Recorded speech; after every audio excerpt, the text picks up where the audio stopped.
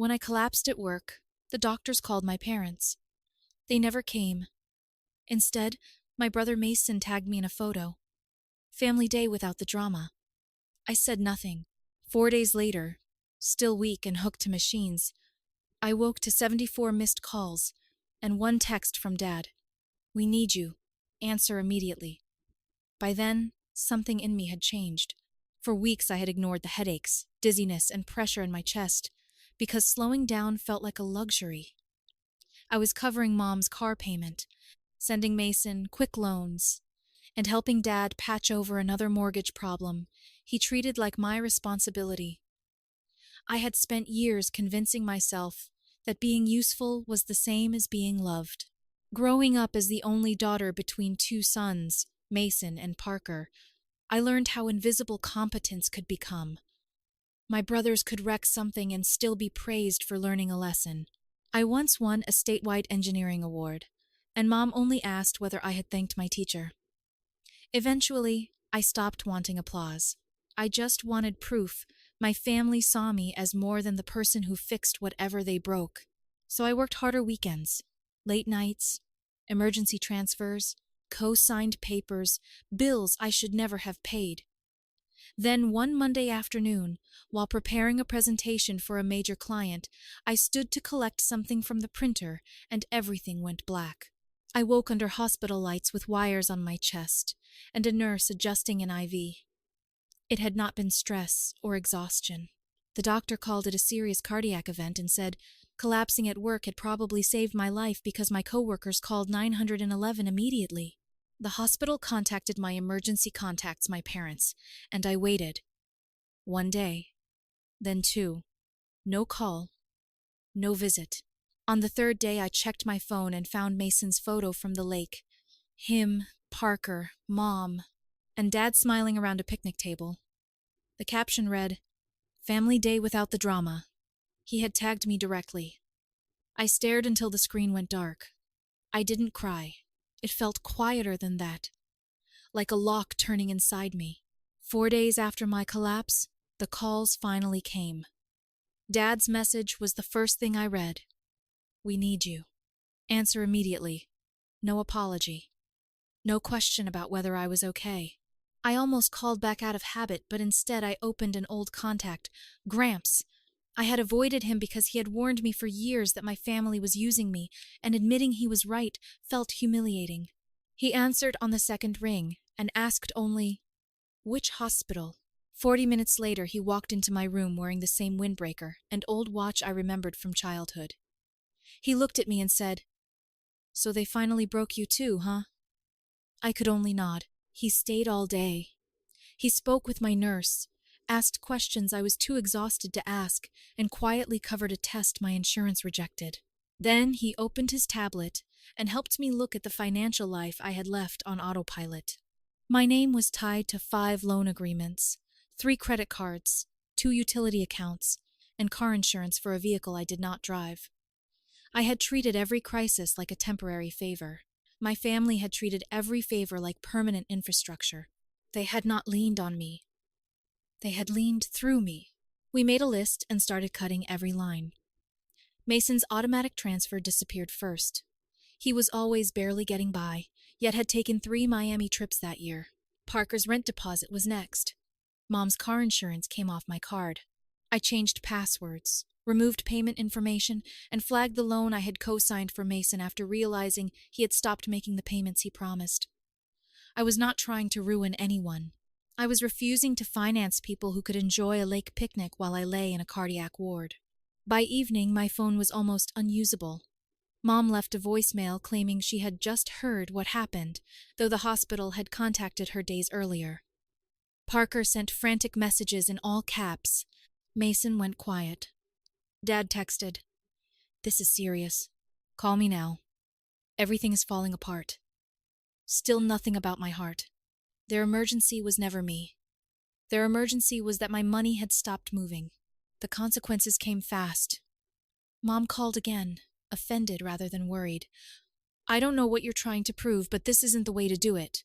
Mason sent a screenshot showing $29 in his checking account and wrote, "What the hell is going on? Fix this. Parker tried the peacemaker routine, begging me not to punish him for things he didn't do, conveniently forgetting the 3 months he ignored me after I refused to co-sign another lease. Dad went further. He drove to my apartment while I was still too weak to walk unassisted, then texted that I was about to destroy everything we had built. That phrase almost made me laugh. Everything we built. I opened the mortgage account connected to my parents' house and saw what they had hidden. It had defaulted again.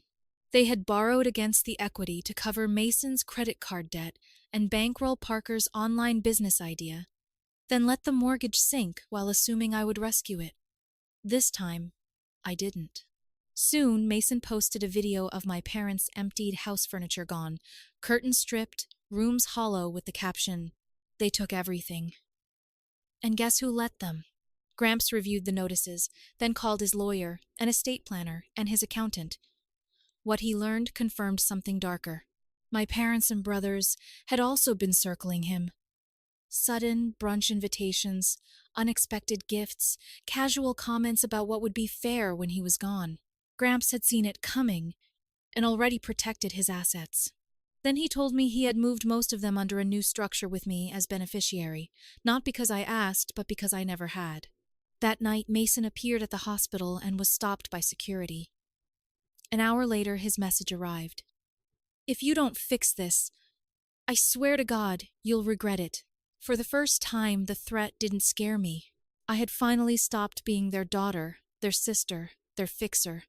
I was simply me, and they had no idea how much worse their next move would be. The next morning, there was a knock at my hospital room door. I expected a nurse checking my vitals, but instead a staff member stepped inside with the careful expression people wear when they know they are about to deliver something strange. She told me there was a man downstairs claiming to be my medical proxy. He said he was my brother and needed immediate access to my doctor. For a moment, I just stared at her. I had not listed anyone from my immediate family as an emergency contact after everything that happened. The only person authorized was Gramps. I asked which brother it was. She checked her notes. Parker. The same Parker who had not visited once, had not asked whether I could breathe without assistance, and had only started calling after I stopped helping with his rent. Now he wanted to speak for me. I told the hospital clearly that no one, except Gramps, was authorized to receive medical information or make decisions on my behalf. Security escorted Parker out before he got anywhere near my floor. At first, I assumed it was another desperate attempt to force contact. A few hours later, Gramps arrived carrying a thick manila envelope and placed it carefully on my blanket. Inside were printed emails between my parents and a small law firm I had never heard of. They were discussing emergency guardianship and temporary conservatorship over me. I read the exchange 3 times because my brain refused to accept what my eyes were seeing. My parents were claiming that my cardiac event had left me mentally unstable, emotionally volatile, and incapable of making rational financial decisions. Their evidence was the fact that I had suddenly stopped paying their bills. According to them, canceling automatic transfers, protecting my accounts, and refusing to continue subsidizing 2 grown brothers were symptoms of psychological deterioration. They wanted Dad appointed as temporary conservator so he could regain control over anything connected to my name. That was the moment something finally hardened inside me. They had ignored me when I was genuinely in danger. Then the second their access to my money disappeared, they tried to use my hospitalization against me. Gramps was calm, because apparently none of this surprised him. He told me my parents had floated similar threats years ago when an uncle tried to distance himself from the family. Back then, it had gone nowhere because there was nothing substantial to gain. This time there were loans, accounts, insurance policies, property interests, and now potentially Gramps' estate. They were not calling because they thought I needed help. They were calling because I had become financially dangerous to them. I stopped waiting for them to become decent people.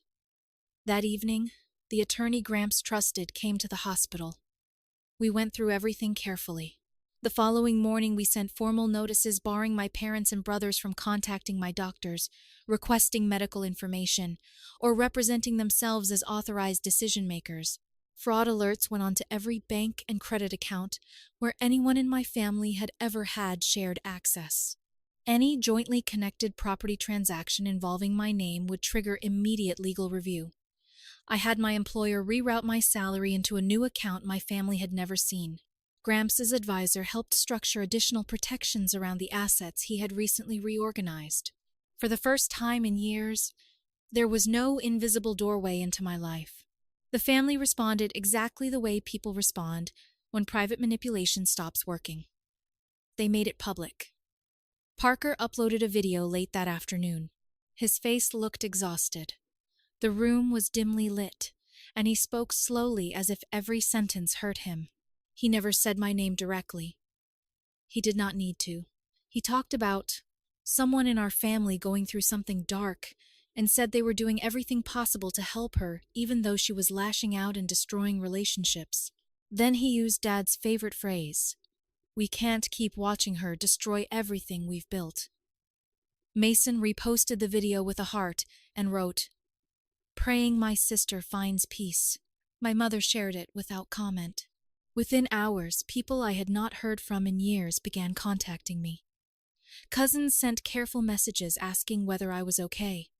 An old college friend told me she had heard I was having some kind of breakdown. Even a former coworker wrote saying he hoped I had support around me. That was when I understood the strategy. They were turning my silence into evidence. If I defended myself aggressively, they would call me unstable. If I stayed quiet, they would say I was isolating myself. They had created a story where any reaction could be used against me. So I gave them almost nothing. Gramps sat beside my bed, and I took one photo of us together. I looked exhausted because I was exhausted. He looked exactly like he always did. I posted it with one sentence. Sometimes silence isn't weakness, it's restraint. No accusations, no names, no explanation. 2 hours later, my phone lit up. Mason called, Parker called, Mom called. Dad sent one text. "We didn't want it to come to this. You're forcing us to do things we never wanted to do." Even then, they could not imagine a world where I had agency. Every boundary I created was something I was forcing them to respond to. 2 days later, a courier delivered a crisp, white envelope directly to the hospital. It was a formal notice stating their intention to seek emergency conservatorship. According to the petition, my recent erratic financial decisions proved I was no longer capable of managing my affairs following severe emotional and physical stress. Their version carefully omitted the years of support, the missed hospital visit, the lake photo, the threats, and Parker pretending to be my medical proxy. My lawyer read the paperwork once and barely reacted. He said they were hoping to move quickly enough that a temporary order might be granted before I could properly respond. They had miscalculated badly. My medical team prepared statements confirming that I was mentally competent, oriented, capable of informed consent, and fully able to manage my own decisions. My employer confirmed I was still employed and had voluntarily taken medical leave. We submitted financial records showing a long history of me paying obligations that did not belong to me, followed by deliberate cancellations after my hospitalization. Communication logs showed that my family's sudden panic began only after the money stopped. By the time their attorney realized what he had been given, the case collapsed. The emergency petition never reached a hearing. Their lawyer withdrew before his name became permanently attached to something increasingly difficult to defend. That should have ended it. Instead, Mason and Parker doubled down online. Parker released another video with soft music, careful lighting, and the kind of serious tone people use when discussing tragedies. He spoke about how mental health struggles are not always visible, and said he only wanted his sister back. The comments flooded with sympathy. People called him brave. Someone told him I was lucky to have brothers who cared so much. Then one anonymous account posted a screenshot beneath the video. It was Mason's lake photo. My family smiling around the picnic table. Family day without the drama. Beside it was the timestamp showing I had already been hospitalized when it was posted.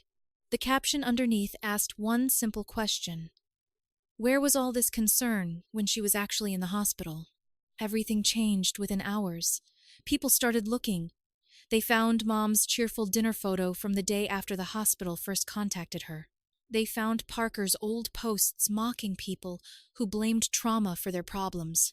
They found Mason joking about family freeloaders while I was quietly paying his bills. Someone traced Parker's online boutique and began leaving questions under business posts. Customers demanded explanations. Influencers who had worked with him quietly removed tags. Mason lost 2 sponsorships after people flooded the brands with screenshots. The public story my family had carefully built began collapsing because their own history contradicted it. Then Dad got pulled into the mess. Someone recognized him from his public-facing job and sent the viral thread to one of his clients. He apparently became defensive during a meeting, which turned the entire thing into an internal HR issue. First, he was placed on leave. A few days later, he was fired. I expected to feel victorious when Gramps told me. I did not. Mostly I felt tired. These people were still my family, even if they had spent years treating me like infrastructure. Watching their lives unravel did not heal anything. It simply confirmed how much of their stability had been built on money, appearances, and my willingness to remain silent. That night, Mom finally texted me. No accusations, no mention of money, just 5 words. Please, can we talk? I stared at them for a long time. A year earlier, maybe even a month earlier, I would have called immediately. I would have imagined an apology waiting on the other side. I would have wanted to hear that she finally understood. Instead, I opened my notes app and wrote down every remaining account, authorization, document, and legal connection I still needed to remove. I realized I was no longer waiting for my mother to choose me. I was choosing myself. I thought that meant the worst was over. I was wrong. I thought the failed conservatorship attempt would finally exhaust them.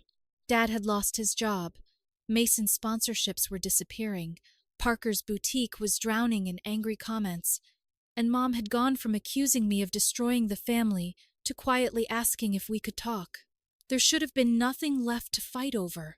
But selfish people rarely surrender when their usual tactics stop working.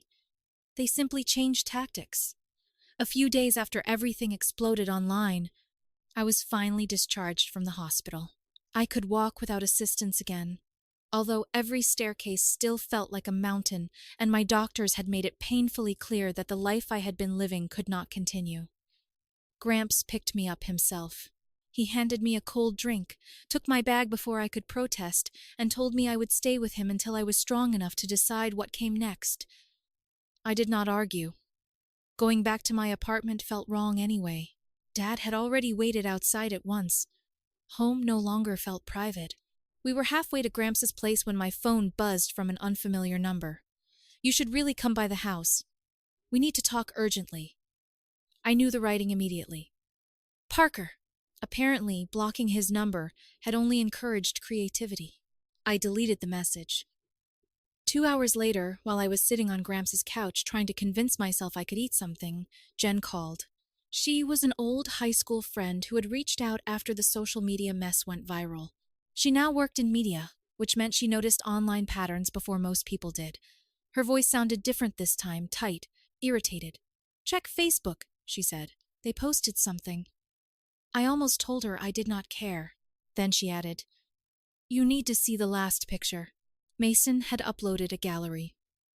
In the first photo, my entire family stood in front of the house they had lost. A U-Haul truck was parked behind them. Dad held a cardboard box against his chest. Mom stood beside him in an old sweatshirt, her face carefully arranged into something between exhaustion and grief. Parker was on the other side, looking down at the ground. Mason's caption read, Losing everything hurts, especially when it happens because your own blood turns against you. But we forgive her. She is still our sister and our daughter. We just want her to come home before it's too late. The comments underneath were chaos. Some people believed them. Others posted screenshots, proving what had really happened. Normally, I would have closed the app there, But Jen had told me to look at the final picture. It was a photograph of Parker holding a framed childhood picture of me. I could not have been older than 8. My hair was pulled into 2 messy braids, and I was smiling with several missing teeth, standing between my brothers in the backyard. Beneath it, Mason had written, "We're keeping a room ready for her. Family is forever." Something about that image unsettled me more than the insults ever had. It was not an invitation. It felt like emotional ransom. They had taken a little girl who still believed she belonged to them and turned her into evidence against the woman who had finally escaped. Their message was simple. Look how much we love Claire. Look how cruel she must be to leave people who love her this much. They were not asking me to come home. They were constructing a version of home that had never existed. The next morning brought something even stranger. A letter arrived from the county clerk's office. Gramps watched me open it at the kitchen table. Inside was a copy of a newly drafted handwritten will from my father. He had apparently created it shortly after the conservatorship attempt collapsed. Considering how little he owned after the foreclosure and everything else, the document might have been almost funny if the intention behind it were not so obvious. It said that whatever remained of his estate would pass only to family members who maintained unity. Then, near the bottom in shaky handwriting, was the sentence meant specifically for me. Claire is disinherited until she returns to this family and reconciles. I read it twice, then I laughed. Gramps looked at me like he was trying to decide whether I had finally lost my mind, but I could not stop. Dad still believed inheritance was leverage. After all the bills I had covered, the loans I had co-signed, the years I had spent sacrificing my own stability to preserve theirs, he truly believed the threat of losing whatever scraps remained after his death would drag me back into line. It was the same system wearing a different costume. Money had always been attached to obedience. Love had always been attached to usefulness. Belonging had always required silence. Now Dad had simply written the rules down. I called my lawyer that afternoon and told him I wanted absolutely no ambiguity left. He prepared a formal waiver stating that I voluntarily renounced any present or future claim to Dad's estate. If Dad became a millionaire tomorrow, I wanted none of it. We added a permanent no-contact notice, covering my parents and both brothers. We removed every one of them from emergency contact records, medical authorizations, beneficiary references, and next-of-kin permissions wherever legally possible. My lawyer also sent written notice that none of them had authority to represent me, request information on my behalf, or make decisions involving my health, finances, or property. They had tried guilt. They had tried threats. They had tried the internet. They had tried legal control. Finally, they had tried legacy. I answered every version with the same thing. No. Mom called from another number the day the documents were delivered. I recognized her voice before she finished saying my name. She sounded smaller than I remembered. "Claire, please," she whispered. "Your father is devastated." Not me. Dad, even now. I closed my eyes and listened as she talked about losing the house, losing Dad's job, the boys struggling, people judging them online, the stress all of this had caused. Eventually she said, "We're your family." For years those words would have destroyed me. This time I asked the only question that mattered. "Where were you when the hospital called?" Silence. Not even an excuse. Just silence. I ended the call. 2 weeks later, Gramps surprised me by saying he wanted to leave the state. He had talked for years about seeing the mountains again, but I always assumed it was one of those things people say when imagining a different life. This time, he had already contacted a realtor. We found a small cabin outside, a quiet mountain town, where the mornings smelled like pine and nobody knew our names. It was not glamorous. The kitchen cabinets were old, the porch leaned slightly to one side, and the nearest grocery store was 20 minutes away. I loved it immediately. Gramps bought the place, and I contributed enough that it felt like ours instead of another rescue I had accepted from someone else. I changed jobs soon afterward. My company had been kinder than my family, But the collapse forced me to admit that I had built my entire identity around enduring pressure. I accepted a remote engineering position with fewer hours and less responsibility. The salary was lower. For once, I did not care. I started sleeping 8 hours instead of 4. I read novels again. I cooked with Gramps, even though neither of us was particularly good at it. Some afternoons we sat on the porch without talking for an hour. At first, the silence made me anxious because I was so accustomed to waiting for another emergency message. Eventually, I realized silence could mean nothing was wrong. People from the past still occasionally found me. A cousin would send a message asking for my side. An old neighbor would say my mother missed me. Someone would forward another post from Mason or Parker. My family kept telling their version because that was what they had always been good at. In their story, I was the successful daughter who became cold after a medical crisis. I abandoned my parents when they needed me. I destroyed my brothers financially. I rejected every attempt at reconciliation. They left out the loans, the mortgage, the missed hospital calls, the fake medical proxy, the conservatorship attempt, the threats, and the childhood photograph used like bait. For a while, I thought I needed everyone to understand the full truth. Then I realized explaining myself would only keep me inside their story. So I stopped. I stopped correcting people. I stopped checking their pages. I stopped imagining the apology I deserved. Maybe Mason and Parker will spend the rest of their lives believing I betrayed them. Maybe Mom will tell people she lost her daughter because I changed.